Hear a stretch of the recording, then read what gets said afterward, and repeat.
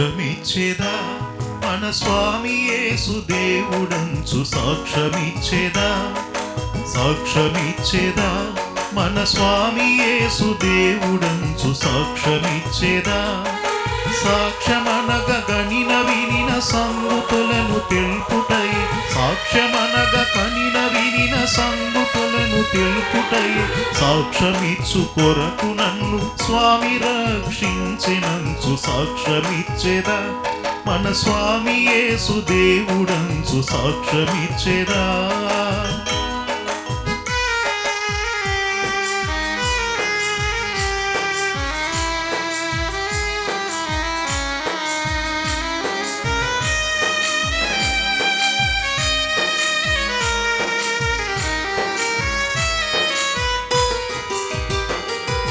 దిక్కుదెసయులేని నన్ను దేవుడెంతో కనికరించి దిక్కుదెసయులేని నన్ను దేవుడెంతో కనికరించి మక్కువతో నాకు నెట్లు మనశ్శాంతినిచ్చినాడు సాక్ష్యమిచ్చేదా మన స్వామి యేసు దేవుడంచు సాక్ష్యమిచ్చేదా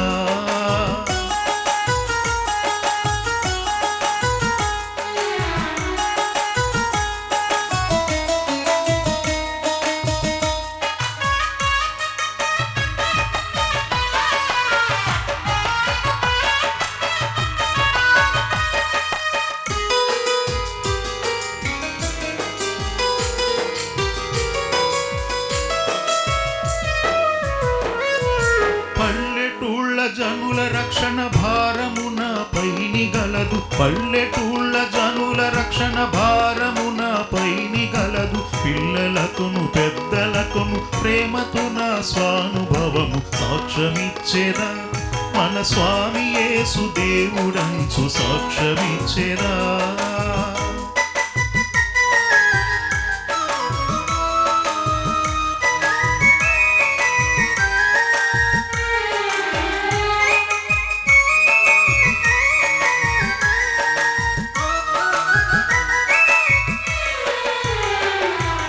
బోధ చేయలేను వాదములకు బోను నాకదేల బోధ చేయలేను వాదములకు బోను నాకదేల నాదుడేసు ప్రభును గూర్చి నాకు తెలిసినంత వరకు సాక్ష్యమిచ్చేదా మన స్వామి యేసు దేవుడనుచు సాక్ష్యమిచ్చేదా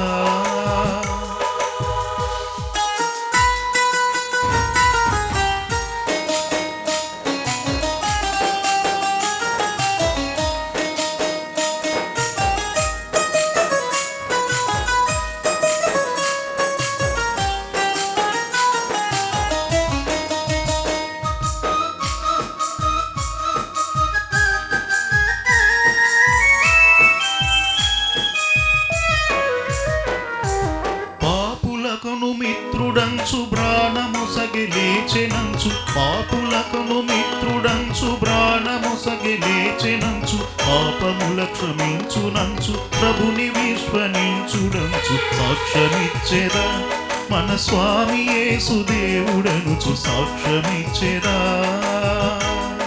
నా అనుభవం సాక్ష్యమిచ్చేదా నాడు నేడు అనే కార్యక్రమం గురించి ఈ రోజున దేవుని దయతో 76వ ఎపిసోడ్లో 76వ మనుషులు మాట్లాడే మాటను నా 59 ఏళ్ల అనుభవంలో 333 మంది నాకు మాట సపోర్ట్ చేసిన వారిని గురించి అలాగే మొదటి పార్ట్లో దేవుని వాక్యం తెలుసుకున్న 7గురు మాట్లాడి 7 మాటల గురించి రెండవ పార్ట్లో దేవుని వాక్యం తెలియనప్పుడు 7 రకాల కష్టేఫలి అనుభవ సాక్ష్యాల గురించి మూడవ పార్ట్లో దేవుని వాక్యం తెలుసుకున్న నేను 7 మాటలతో దేవునికి 1000 స్తుతి స్తోత్రం చెల్లించడం గురించి బైబిల్ గ్రంథంలో 66 గ్రంథంలో ఉన్నటువంటి పాత నిబంధనలో 39 గ్రంథంలో ఉన్న 333 స్తుతించే వాక్యాల గురించి పత్రిక పాఠ్యంలో ఉన్న 23 గ్రంథంలో నుండి 333 మయంపరిచే వాక్యాల గురించి స్వార్థ పాఠ్యంలో 4 గ్రంథంలో ఉన్న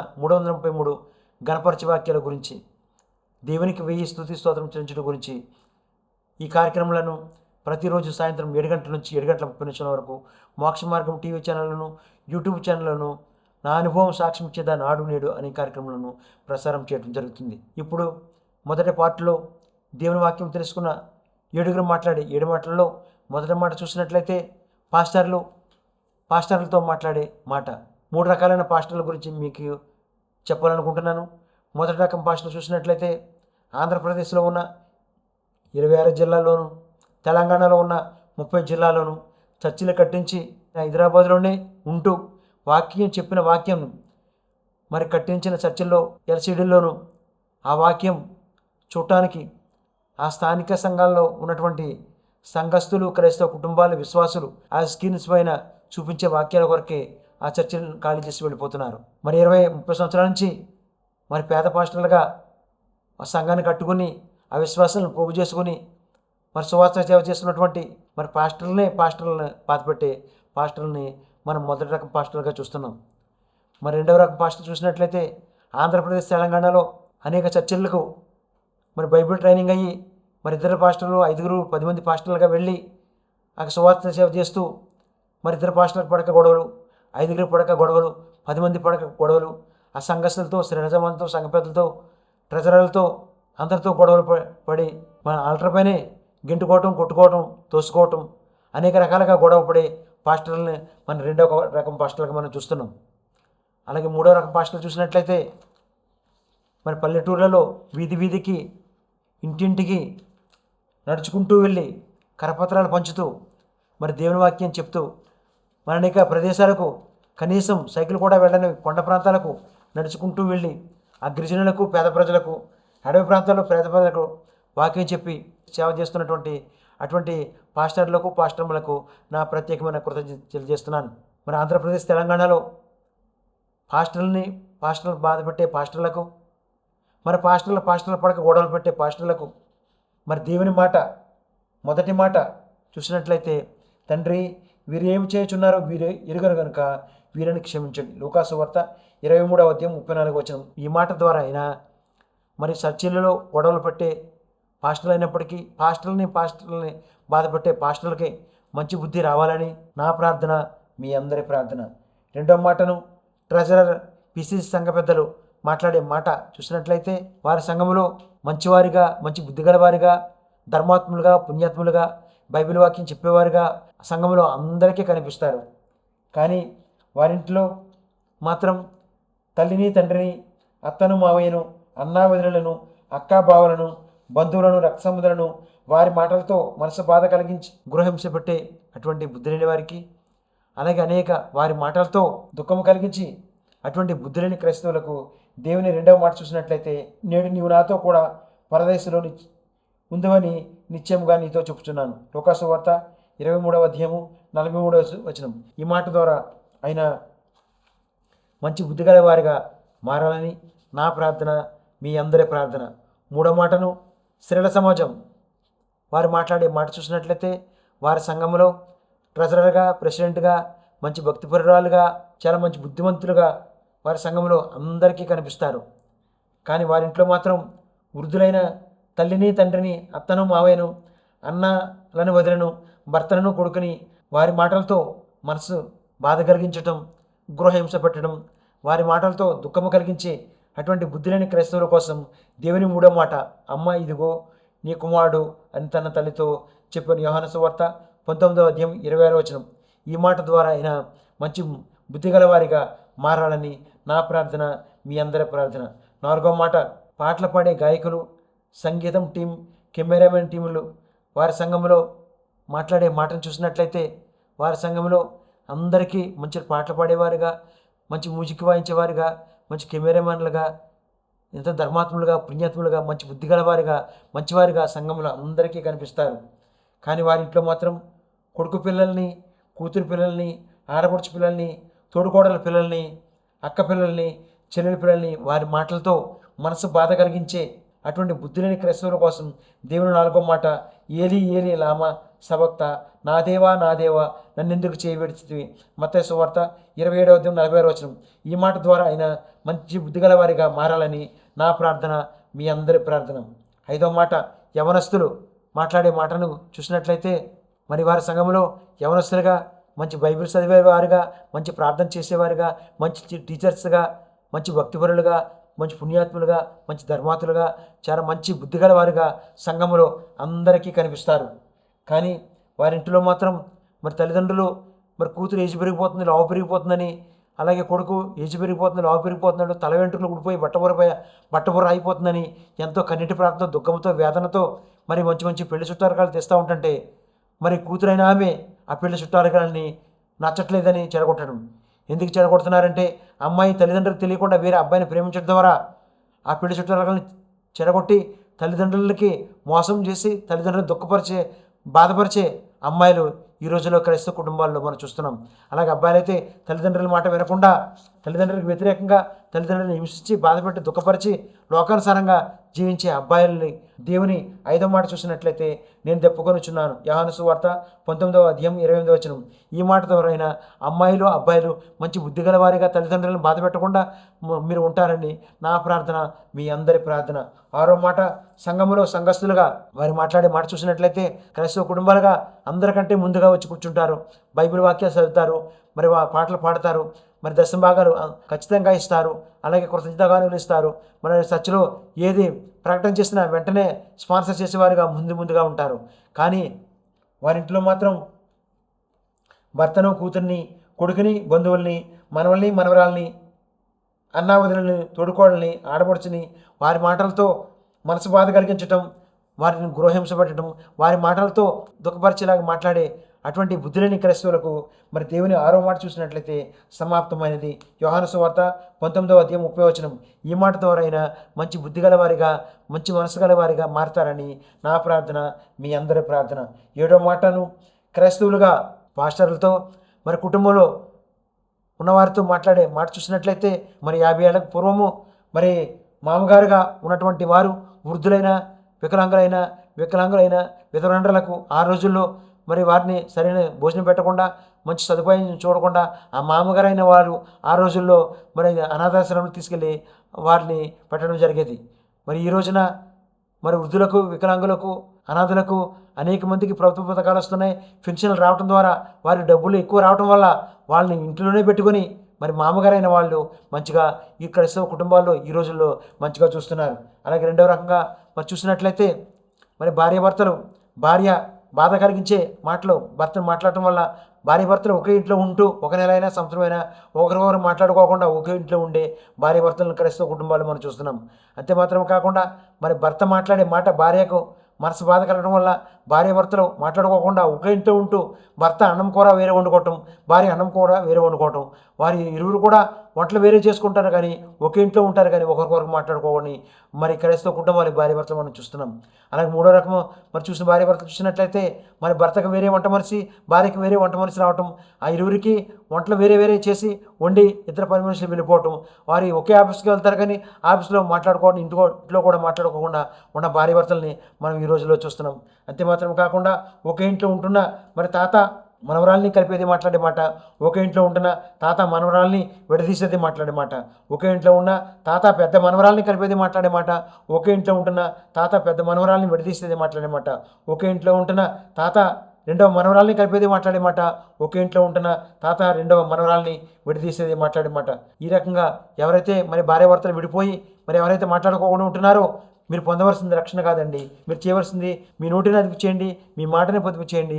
అప్పుడే మీ కుటుంబంలో సంతోషము, సమాధానముగా ఉంటుందని. ఎవరైతే భార్యాభర్తలు మాట్లాడుకోకుండా ఉంటున్నారో అటువంటి వారికి దేవుని 7వ మాట చూసినట్లయితే తండ్రి నీ చేతికి నా ఆత్మను అప్పగించుకొనిచున్నాను. లూకాసు వార్త 23వ అధ్యాయం 46వ వచనం. ఈ మాట ద్వారా అయినా మంచి బుద్ధి గలవారిగా మారతారని నా ప్రార్థన, మీ అందరి ప్రార్థన. ఇప్పుడు ఒక స్తుతిగీతం విందాం. స్తుతిగీతం విన్న తర్వాత 2వ పాటలో దేవుని వాక్యం తెలియనప్పుడు 7 అనుభవ సాక్ష్యం గురించి, 3వ పాటలో దేవుని వాక్యం తెలుసుకున్న నేను 7 మాటలతో 7 రకాలుగా దేవుని స్తుతించడం గురించి మీ అందరికీ చెప్పబోతున్నాను.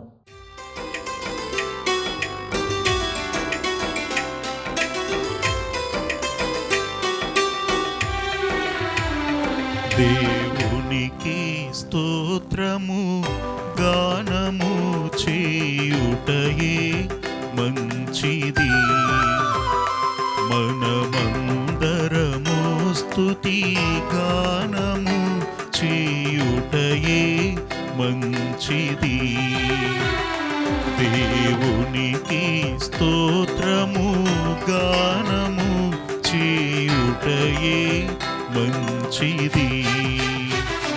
మనమందరము స్తుతి గానము చేయుటయే మంచిది.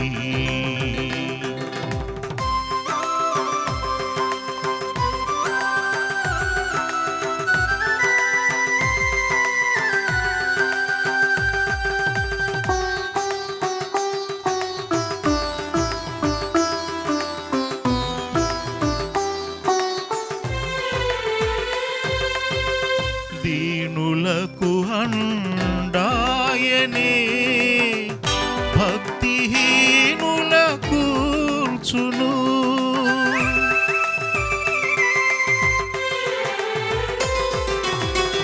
దీనులకు అండాయనే భక్తిహీనుల కూర్చును. సితారాతో దేవుని స్తుతులతో కీర్తించుడి. సితారాతో దేవుని స్తుతులతో కీర్తించుడి. దేవునికి స్తోత్రము గానము చేయుటయే మంచిది.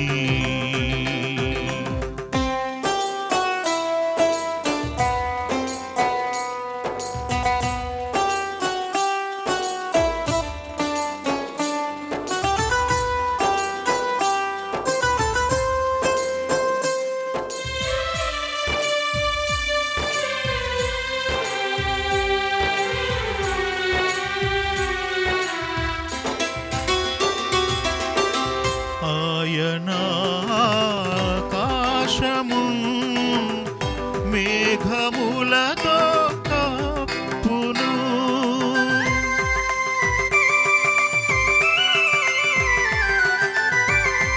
ఆయన ఆకాశము మేఘములతో కప్పును. భూమి కొరకు వర్షము సిద్ధపరచువాడని. భూమి కొరకు వర్షము సిద్ధపరచువాడని. దేవునికి స్తోత్రము గానము చేయుటయే మంచిది.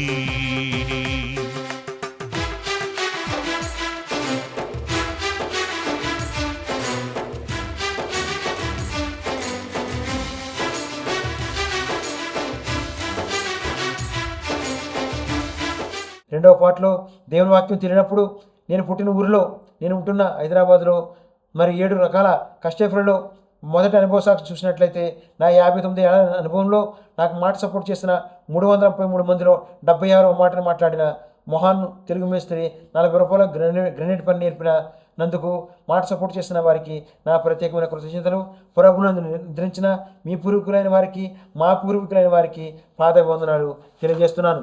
మరి 3వ అనుభవ సాక్ష్యం చూసినట్లయితే హైదరాబాద్లో 7 ఏళ్ళుగా నిరుద్యోగ సమస్య చూసినట్లయితే మరి దేవుని వాక్యం తెలియనప్పుడు ఉద్యోగానికి వచ్చిన నేను మరి తిరిగి వెళ్ళటానికి డబ్బులు లేవు, తినడానికి తిండి లేకుండా మరి రోజు 25 పైసలు పెట్టుకుని మరి ఇసు కూడా పోలీస్ క్యాంటీన్లకు వెళ్ళి 4 ఇడ్లీ తిని 4 గ్లాసులు నీళ్ళు తాగి అలాగే మరి ప్రతిరోజు కూడా మరి పశువులతో ఉండే పరిస్థితి ఆ రోజులో ఉండేది. మరి 4వ అనుభవ సాక్షి చూసినట్లయితే హైదరాబాద్లో 7 ఏళ్ళుగా ఆర్థిక సమస్యల పరిస్థితి చూసినట్లయితే రూమ్ కిరాయి కట్టడానికి కానీ, మరి ఇంట్లో సరుకులు తేవడానికి కానీ, పిల్లల ఫీజులు కట్టడానికి కానీ, మరి పండుగలు వస్తే బట్టలు కొనడానికి డబ్బులు లేక మరి 100 రూపాయలు తీసుకున్న వడ్డే, 200 తీసుకున్న వడ్డే, 500 తీసుకున్న వడ్డే, 1000 రూపాయలు తీసుకున్న వడ్డే, ఇలా మాటిమాటికి వడ్డీలు మరి కట్టే అటువంటి పరిస్థితి ఆ రోజుల్లో ఉండేది. 5వ అనుభవ సాక్ష్యం చూసినట్లయితే మరి హైదరాబాద్లో ఎర్రగడ్డ లేబర్ అడ్డపై ఒక ఆయన మరి మార్బుల్ పాలిష్ పని చేయడానికి 40 రూపాయల కూలి పని తీసుకెళ్ళినప్పుడు ఆ పని చేయడానికి వెళ్ళినప్పుడు నాకంటే సీనియర్ మేస్త్రులు నేను పని మంచి చేస్తున్నానని, నా కూలి ఎక్కువ వస్తుందని మరి నా మీద కక్ష కట్టి వారు నేను పట్టుకెళ్ళి అన్నం బాక్స్ అంతా తినేసి అన్నం బాక్స్లో మరి ఇసుక, కంకర, సిమెంటు అన్ని రాళ్ళు నింపి మరి అన్నం బాక్స్ పెట్టేవారు. నేను మూత తీసి అన్నం తిందామనేసరికి ఆ అన్నం బాక్సులు అన్నీ ఇవ్వండి. ఇలా ఈ రీతిగా మరి ఆ పూట కూడా భోజనం లేకుండా ఈ రకంగా పని నేర్చుకోవడం జరిగింది. అంతే మాత్రం కాకుండా 6 అనుభవ సాక్షి చూసినట్లయితే హైదరాబాద్లో 7 ఏళ్ళుగా 7 రకాల అనారోగ్య సమస్యల్లో 6వ రకం అనారోగ్యం చూసినట్లయితే 24 గంటలు కూడా జ్వరంతో బాధపడటం జరిగేది. మరి పొద్దున్న, మధ్యాహ్నం, సాయంత్రం జేబు నిండా బిళ్ళలు పెట్టుకుని ఎన్ని మందులు వాడినా కానీ మరి జ్వరం తగ్గేది కాదు. ఇటువంటి పరిస్థితుల్లో 7 సంవత్సరాల నుంచి ఇటువంటి 7 రకాలైన అనారోగ్యాలు, ఇటువంటి ఆర్థిక సమస్యలు, ఇటువంటి ఇబ్బందులు మన పడటానికి గల కారణం ఏంటంటే వివాహము ఒక క్రైస్తవ స్త్రీతో వివాహం చేసుకోవడం జరిగింది. పంతుని పిలిపించి మంత్రాలు చదివించి ఒక క్రైస్తవ స్త్రీని హిందూ సాంప్రదాయం ప్రకారంగా నేను పెళ్లి చేసుకోవడం జరిగింది. ఆ అమ్మాయిని తీసుకుని హైదరాబాద్ వచ్చినప్పుడు అమ్మాయి మరి బైబిల్ తెచ్చుకోవడం జరిగింది. మరి అమ్మాయి ముఖము నుదుటి మీద బొట్టు లేనందుకు, నీకు నుదుటి మీద బొట్టలేదు కాబట్టి నువ్వు భర్త చనిపోయిన విధరాలుగా ఉన్నావు, నువ్వు బొట్టు పెట్టుకుంటే మరి పుణ్యస్త్రీగా ఉంటావని ఆమె బొట్టు పెట్టించి ఆమె తెచ్చుకున్న బైబిల్ కాల్చి వేయటం జరిగింది. ఇలా ఈ రీతిగా భార్య భర్తలుగా హైదరాబాద్లో వచ్చిన మేము 7 సంవత్సరాలుగా ఇరువురు కూడా ₹1, ₹2, ₹5, ₹10, ₹20, ₹50 దండలు వేసి మేము ఇరువురు కూడా ఇలా పూజలు చేయటము, ఇలాగ ఇటువంటి అనారోగ్యంతో బాధపడుతున్నప్పుడు 1994లో దేవుని దర్శనం, దేవుని స్వస్థత, దేవుని శిలువ దర్శనం ద్వారా నాకు సంపూర్ణ స్వస్థత జరగడం జరిగింది.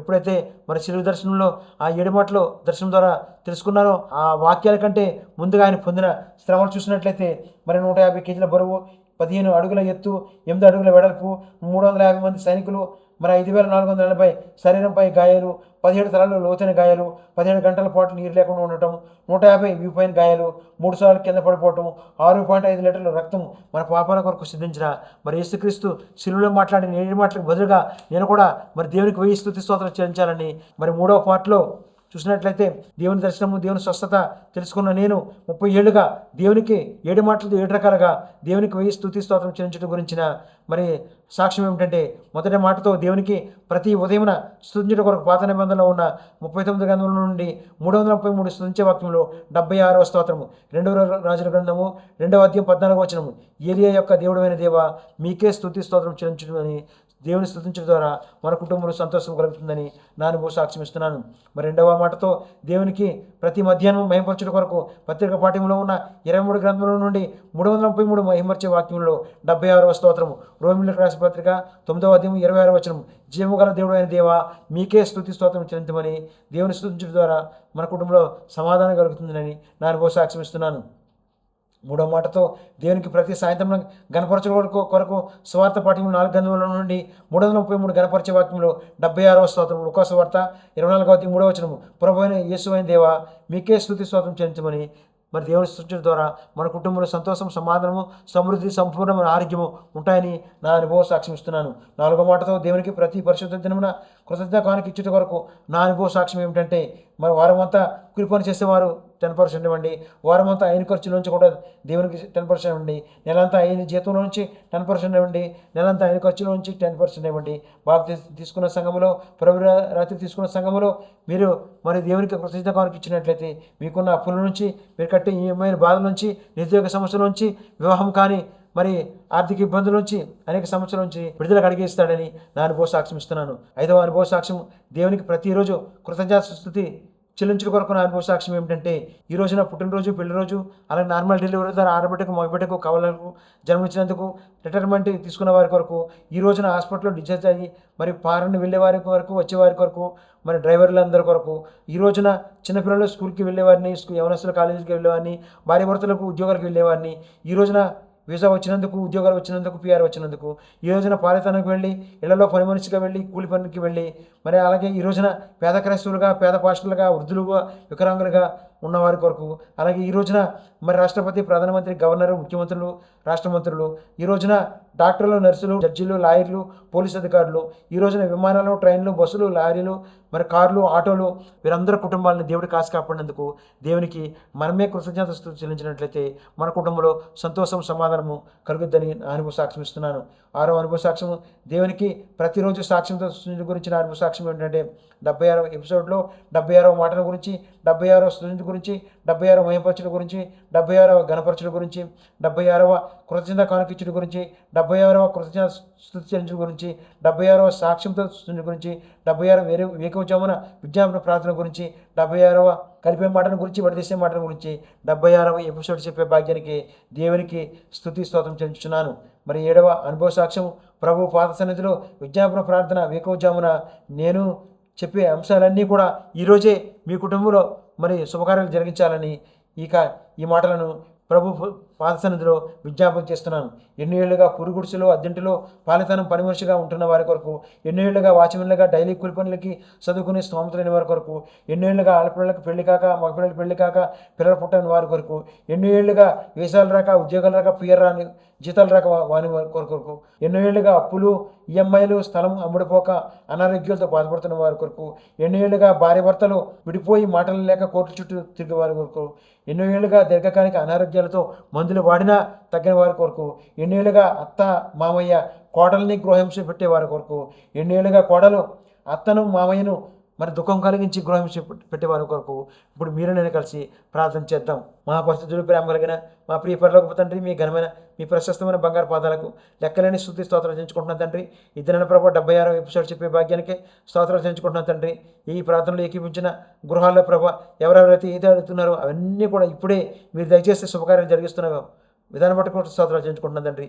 అలాగే పెళ్లి రోజు, అలాగే పుట్టినరోజు, అలాగే తండ్రి అయిన ప్రభు, అలాగే నార్మల్ డెలివరీ ద్వారా ఆడబిడ్డకు మగ బిడ్డకు కవలకు జన్మించినందుకు, అలాగే హాస్పిటల్లో డిశ్చార్జ్ అయిన వారి కొరకు, అలాగే పిఆర్లో వచ్చిన వారి కొరకు, అలాగే ఉద్యోగాలు వచ్చిన వారి కొరకు, అలాగే వివాహాలు జరిగిన వారి కొరకు, అలాగే తండ్రి అయిన ప్రభు అనేక సమస్యలతో బాధపడుతున్న మరి అప్పులతో బాధపడుతున్న వారి కొరకు, లోన్లు రాక మరి లోన్ కొరకు అప్లై చేసి లోన్ రాక బాధపడుతున్న వారి కొరకు, స్థలాల అమ్ముడిపోక బాధపడుతున్న వారి కొరకు, అనేక సమస్యలతో బాధపడుతున్న మీ పాదసన్నిధితో ఏది అడుగుతున్నారు వారికి ఈ ప్రార్థనలు ఎవరైతే యూట్యూబ్ ద్వారా టీవీలో ఈ మాటల్ని ప్రార్థనలు ఎక్కిపిస్తున్నారో వారందరి కుటుంబాల్లో మీరే శుభకార్యాలు జరిగిస్తున్నందుకు మీకు లెక్కలేని స్తుతి స్తోత్రాలు చేయించుకుంటూ మా ప్రభును మీ ప్రియకుడు యేసుక్రీస్తునామములో ప్రార్థించి స్తుతించి పెట్టుకుంటున్నాను పరమ తండ్రి. ఆమేన్, ఆమేన్, ఆమేన్. దేవునికి స్తుతి స్తోత్రం చెంచున్నాను.